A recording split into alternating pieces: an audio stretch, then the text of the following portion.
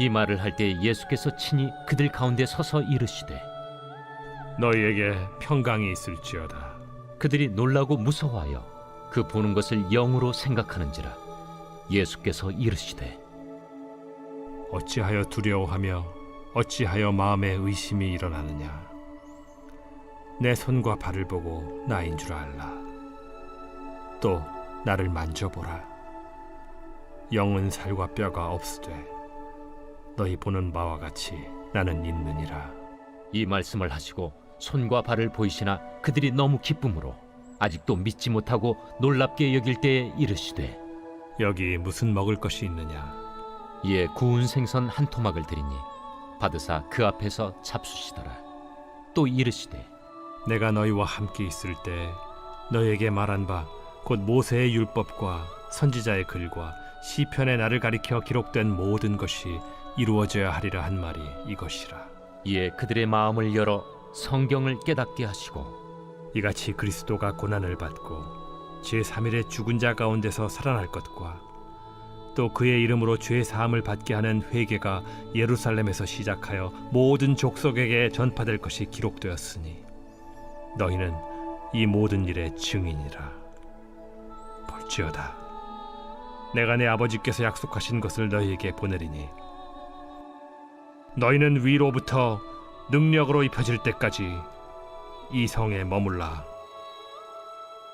예수께서 그들을 데리고 베다니 앞까지 나가사 손을 들어 그들에게 축복하시더니 축복하실 때 그들을 떠나 하늘로 올려지시니 그들이 그에게 경배하고 큰 기쁨으로 예루살렘에 돌아가 늘 성전에서 하나님을 찬송하니라. 샬롬, 여러분 반갑습니다. 오늘 또 큐티로 여는 기막힌 하루입니다. 이 시간 우리에게 허락하신 본문은 누가복음 24장 36절부터 53절까지 말씀이고요. 제목은 이 모든 일의 증인이라입니다. 저와 여러분 모두가 이 모든 일의 증인이 되기 위해 필요한 것은 무엇인지 오늘 본문을 통해 함께 묵상하도록 하겠습니다. 첫 번째로 이 모든 일의 증인이 되기 위해서는 증인 되신 예수님을 보아야 합니다. 41절부터 43절입니다.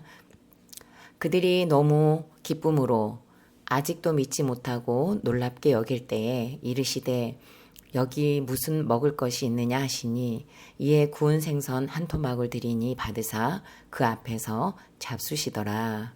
아멘. 본문의 36절을 보니까요. 이 말을 할 때라고 합니다. 어떤 말을 할 때일까요? 어제 본문이었죠. 두 제자가 엠마오로 가던 길에서 예수님을 만났던 일을 지금 다른 제자들에게 이야기를 하고 있는 때입니다. 예수님은 돌아가셨는데 무덤에 예수님의 시신은 없어졌다는 소문이 돌았잖아요. 예수님의 시신이 도둑 맞았다는 소문은 정말 제자들을 굉장히 당황시켰을 겁니다. 그리고 또 다른 소문은 마리아가 예수님을 보았다는 소식이었어요. 베드로도 무덤에 들어가서 예수님이 계시지 않은 것을 직접 확인한 상태였죠. 그러던 중에 지금 길에서 예수님을 만났다는 이야기를 하고 있고 지금 그 이야기를 듣고 있는 때입니다. 그런데 바로 그때 예수님께서는 친히 제자들 가운데로 들어오셨습니다. 그리고 정말 어제처럼 그제처럼 모레처럼 너무도 반갑고도 편안하게 너희에게 평강이 있을지어다 라고 인사를 해주셨습니다. 혼돈 속에 있는 제자들이었기 때문에 훨씬 더 정말 혼돈이었을 것 같아요. 너무 놀라서 오히려 무서웠습니다. 예수님께서는 그동안 틈만 나면 죽으시고 3일 만에 다시 부활한다는 이야기를 들려주셨는데 제자들은 말씀을 잃어버리고 오히려 유령이 아닌가라는 생각으로 예수님을 지금 바라보고 있습니다. 두려움으로 의심하는 제자들을 향해 예수님께서는 손과 발을 보여주시면서 나야, 나란다 라고 해주십니다. 그래도 믿겨 하지 않는 제자들에게 나를 만져보렴. 영은 살과 뼈가 없지만 너희가 보는 것 같이 나는 살과 뼈가 있단다 라고 하십니다. 제자들은 기쁘다 못해 아직도 믿기지 않아 정말 놀라움이 가시질 않습니다. 이런 제자들을 아시고 예수님은 무엇이라도 먹을 것이 있느냐 라고 물으셨어요. 3년 동안 동고동락을 함께 했던 제자들이잖아요. 구운 생선 한 토막을 받으시고 제자들이 모두 지켜보는 가운데 예수님께서는 잡수셨어요. 아주 맛있게 잡수셨을 것 같아요. 불안해하고 두려워하는 제자들을 안심시키기 위해 정말 가장 적절한 모습, 그리고 가장 평범했던 지난날의 모습을 제자들에게 친히 보여주셨습니다. 예수님께서 드시는 모습을 보고 제자들은 말로 다 할 수 없는 감격이 임했을 것이고요. 또 믿지 못하고 의심했던 것에는 회개가 저절로 되었을 것입니다.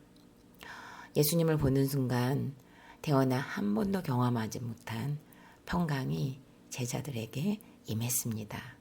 두려움, 무서움은 안개처럼 사라졌고 정말 강력한 평안이 안도감과 함께 가득 찼을 겁니다. 제자들은 앞으로 증인이 되어야 할 사명이 있었습니다. 증인이 되기 위해서는 있는 사실을 기반한 사건이 있어야 하죠. 또 그 사실을 내가 직접 눈으로 보고 경험한 것을 말하는 것이 증인입니다. 듣기만 하는 것으로는 결코 증인이 될 수 없습니다. 부활하신 예수님을 직접 경험하고 눈으로 보고 손으로 만져보는 것을 통해 제자들은 이 모든 일에 증인이 되는 길에 전환점에 서도록 지금 인도해 가고 계십니다. 예수님은 제자들에게 보여주셨고 제자들은 죽은 자들 가운데서 말씀대로 살아나신 예수님을 직접 보고 만졌습니다. 증인이 되었습니다. 질문합니다. 나는 큐티에 나오는 예수님이 보이십니까? 나는 믿음 생활을 하면서 경험한 놀라운 일은 무엇입니까? 내가 예수 믿고 내가 예배를 드리고 내가 목장에 나가는 것이 가장 놀라운 일임을 믿습니까? 지금 새벽 예배를 드리고 계시고 큐티 말씀을 보고 계시고 또 새벽 큐티 설교를 듣고 계신다면 이것이야말로 가장 놀라운 일임을 믿으시기 바랍니다. 두 번째로 말씀의 증인이 되어야 합니다. 45절부터 48절입니다. 이에 그들의 마음을 열어 성경을 깨닫게 하시고 또 이르시되 이같이 그리스도가 고난을 받고 제3일에 죽은 자 가운데서 살아날 것과 또 그의 이름으로 죄 사함을 받게 하는 회개가 예루살렘에 시작하여 모든 족속에게 전파될 것이 기록되었으니 너희는 이 모든 일의 증인이라. 아멘. 예수님께서는 음식을 잡수신 후에 십자가에 돌아가시기 전에 제자들과 함께 있을 때 예수님의 십자가 고난과 죽음 그리고 부활이야말로 모세의 율법과 구약의 성취라는 것을 말씀해 주십니다. 그리고 더 나아가 예수님은 제자들의 마음을 열어 성경을 깨닫게 해주십니다. 믿음은 들음에서 난다고 했습니다. 그런데 들어도 깨닫지 못한다면 정말 그것처럼 답답한 일이 없을 겁니다. 그러기에 깨닫는 것은 성령님께서 우리의 마음을 열어주셔야 하는 은혜가 반드시 필요합니다. 그리스도가 고난을 받고 제3일에 죽은 자 가운데서 살아난 것과 예수 그리스도의 이름으로 제3을 받게 하는 회개가 예루살렘에서 시작하여 모든 족속에게 전파될 것이 기록되었다고 하십니다. 이 기록된 말씀이 깨달아진 자는 이 모든 일의 증인이라고 사명을 주십니다. 곧 기록된 말씀의 증인이 되는 것입니다. 들었던 말씀의 증인이 되고 보았던 말씀의 증인이 되는 것입니다. 또한 구체적인 증인으로는 그리스도 고난의 증인, 죽은 자 가운데서 3일 만에 살아났다는 증인. 예수 그리스도로 죄 사함 받을 것이라는 증인. 곧 회개할 것이라는 증인. 모든 족속에게 이 기쁜 소식을 전파될 것이라는 증인입니다. 내가 증인이 되는 것에는 곧 전파되기 때문입니다. 지난 한 주는 고난주간으로 특별 새벽기도회가 있었습니다. 담임 목사님께서는 이번에는 고난은 변장된 축복이라는 주제로 날마다 다르게 주제를 다뤄주셨습니다. 그러다 보니 새벽 예배를 통해서 말씀으로 은혜를 받고 또 집으로 돌아와서는 다시 그날 주어진 큐티를 하는 곳으로 어느 때보다도 말씀에 더 집중하는 한 주가 되도록 인도해 주셨습니다. 하루하루가 너무도 큰 은혜였습니다.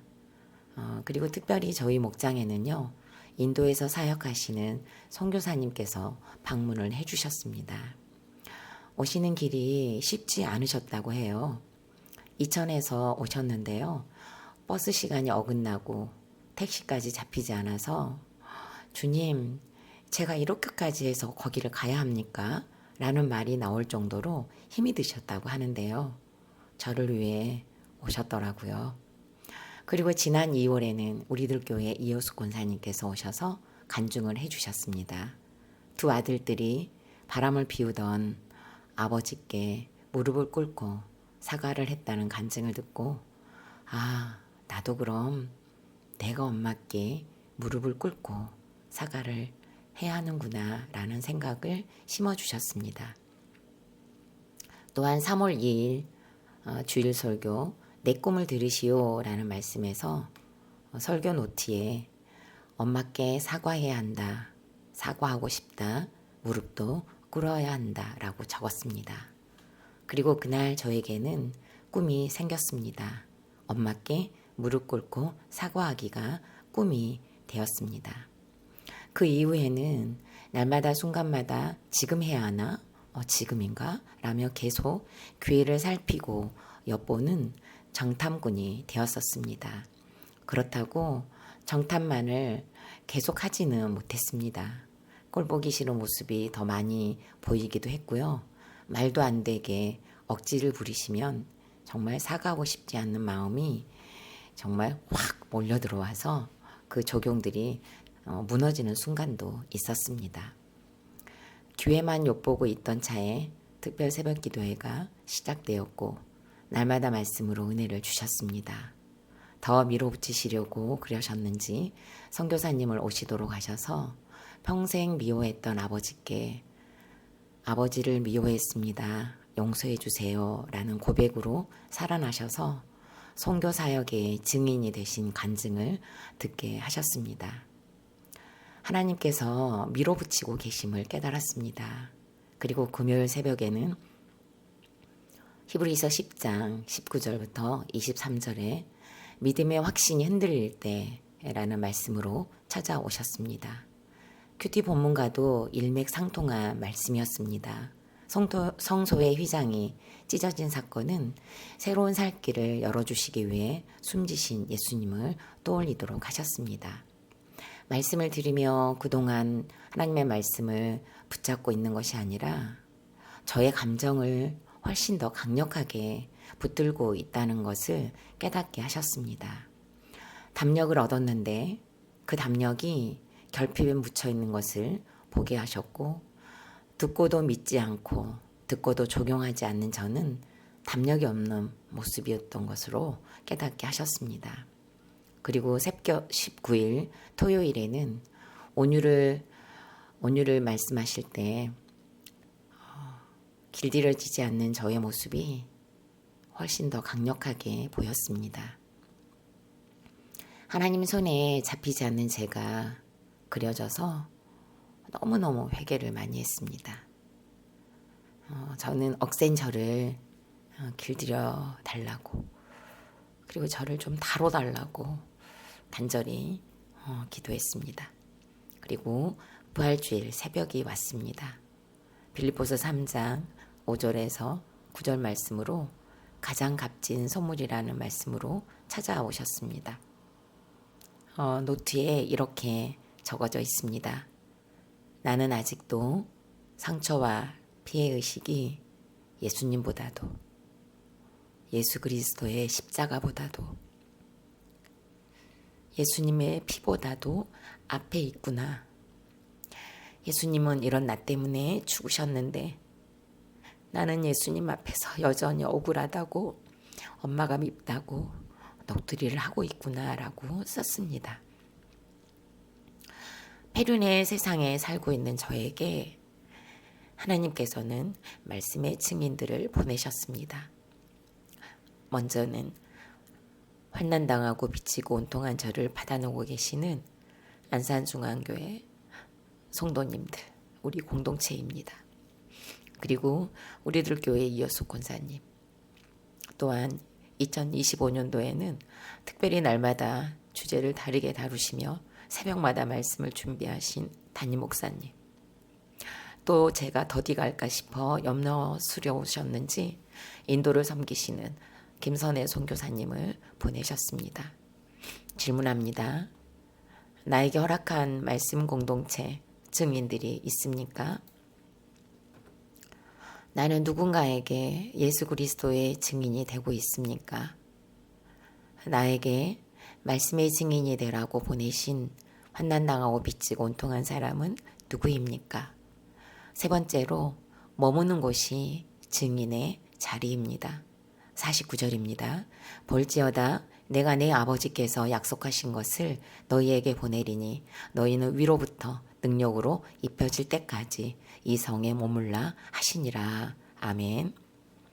예수님께서는 제자들의 마음을 열어주시고 깨닫게 하신 후에 다른 곳에 가지 말고 지금 있는 이곳에서 약속하신 것을 보낼 것이니까 위로부터 능력이 임할 때까지 예루살렘 성에 머물라고 하십니다.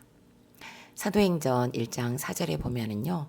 사도와 함께 모이사 그들에게 분부하여 이르시되 예루살렘을 떠나지 말고 내게서 들은 바 아버지께서 약속하신 것을 기다리라.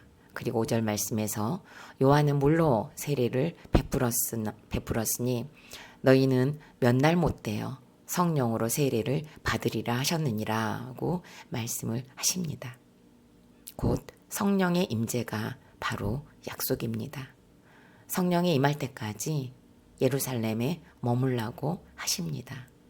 본문에서 입혀질이라는 말씀은요. 옷 입힘을 당하다는 뜻입니다. 그러니까 성령으로 옷 입혀주신다는 의미입니다. 빛의 갑옷, 의의 갑옷을 가리킵니다. 예수님은 제자들과 베다니 앞까지 가셔서 손을 들어 축복하신 후에 그들을 떠나 하늘로 올려지십니다. 제자들은 예수님을 경배하고 큰 기쁨으로 예루살렘으로 다시 돌아가 항상 성전에서 하나님을 찬송합니다.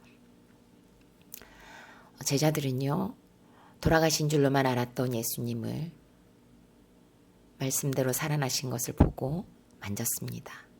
두려움도 무서움도 불안도 사라졌습니다. 평강이 임했습니다. 예수님께서는 들었던 말씀을 깨달을 수 있도록 제자들의 마음도 열어주셨습니다. 그리고 증인으로 부르셨습니다.